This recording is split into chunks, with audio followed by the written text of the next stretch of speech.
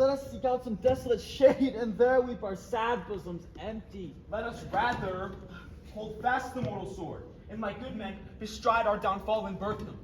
Each new morn, new widows howl, new orphans cry, new sorrows strike heaven on the face that it resounds, as if built with Scotland, and yelled out like syllable of dollar. But I'll believe, I'll wail. But no believe in what I can redress, as I shall have the time to friend, I will. What you spoke, it may be so perchance. This tyrant whose soul name blisters our tongues was once thought honest. You've loved him well. He hath not touched you yet. I am young, and something you may deserve of him through me, and wisdom to offer up a weak, poor, innocent lamb to appease an angry God. I am not treacherous, but Macbeth is. And in a good virtuous nature may recoil an imperial charge, but I shall crave your pardon. That which you are, my thoughts cannot transpose. Angels are bright, though the brightest fell. Though all things surround must wear the brows of grace, yet grace must still look so. I've lost my hopes. Perchance, even there where I did find my doubts, why in that rawness left you wife and child?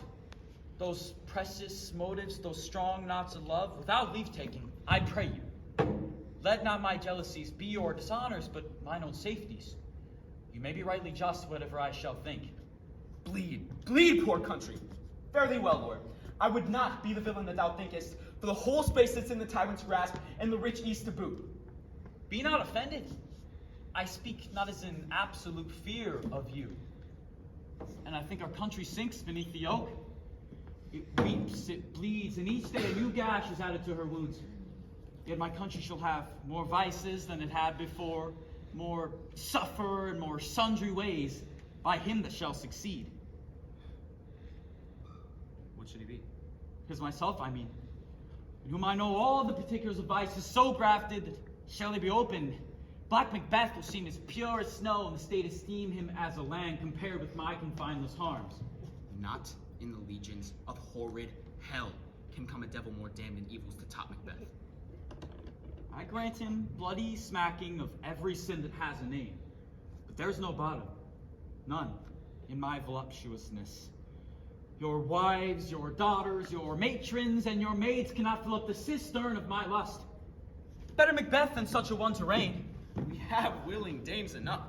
There cannot be that vulture in you to devour so many as will to greatness dedicate themselves, finding it so inclined. Were I king, I should cut off the nobles for their lands, desire his house and this other's jewels, and my more having would be as a sauce to make me hunger more, that I should forge quarrels unjust against the good and loyal, destroying them for wealth. It hath been the sword of our slain kings. Yet do not fear. Scotland hath foisons to fill up your will of your mere own. All these are portable with other graces' weight. But I have none. The king becoming graces. Nay, had I power, I should pour the sweet milk of concord into hell, uproar universal peace, and confound all unity on earth. Oh, Scotland, Scotland! If such a one fit to govern speak, I am as I have spoken. Fit to govern? No, not to live. Fare thee well. Thou evils thou repeatest upon thyself and banish me from Scotland. O my breast, thy hope ends here. Macduff, this noble passion, child of integrity, hath from my soul wiped the black scruples and reconciled my thoughts to thy good truth and honor. Devilish Macbeth, by many of these strains, has sought to win me into his power.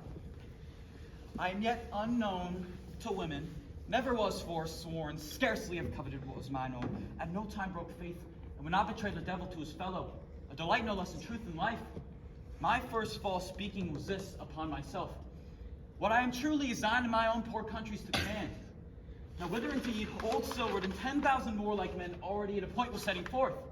Now will together, and the chance of goodness be like our warranted quarrel.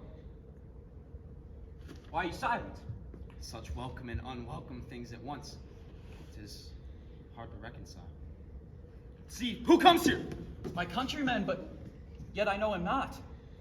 My ever gentle cousin, welcome hither. I know him now.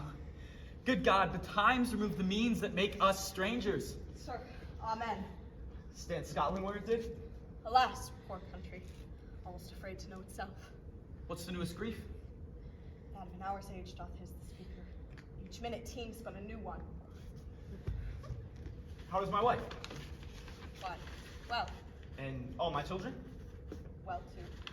The tyrant has not battered at their peace? No, they were well at peace when I did leave.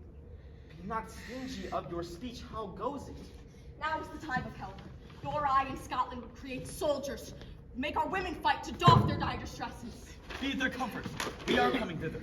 Gracious England hath lent us good silver and 10,000 warlike men, an older and a better soldier none the Christendom give out. Would I could answer this comfort with the like, but I have words which would be howled out in a desert air where hearing should not latch them. What concern they? The general cause, or is it a fee grief due to some single breast? No mind that's honest, but in it shares some woe, though the main part pertains to you alone. If it be mine, keep it not from me. Quickly, let me have it. Let not your ears despise my tongue forever, which shall possess them with the heaviest sound that ever yet they heard. Your castle is surprised. Your wife and babes savagely slaughtered. To relate the manner were on the quarry of these murdered deer, to add the death of you. Merciful heaven, what man? Ne'er play your hat upon your brows, give sorrow words. The grief that does not speak whispers the all-fought heart and bids it break. My children too? Wife, children, servants, all that can be found. And I must be from thence. My wife killed too. I have said. Be comforted. Let us make medicines of this great revenge to cure our deadly grief. He has no children! All my pretty ones? Did you say all? Oh, okay, all. What? All my pretty chickens in their den at one foul swoop? Dispute it like a man. I shall do so! But I must also feel it as a man.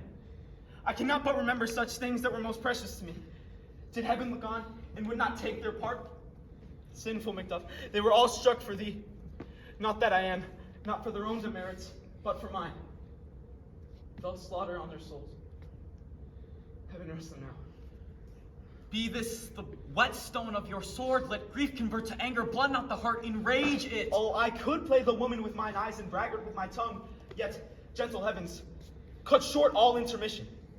Front to front, bring me thou this fiend of Scotland and myself. Within my sword's length set him, and if he escape, heaven forgive him too. This tune goes manly. Come, go we to the king. Our power is ready. Alack is nothing but our leave. Macbeth is ripe for the shaking. The bowers above put on their instruments. Receive what cheer you may. The night is long that never finds the day.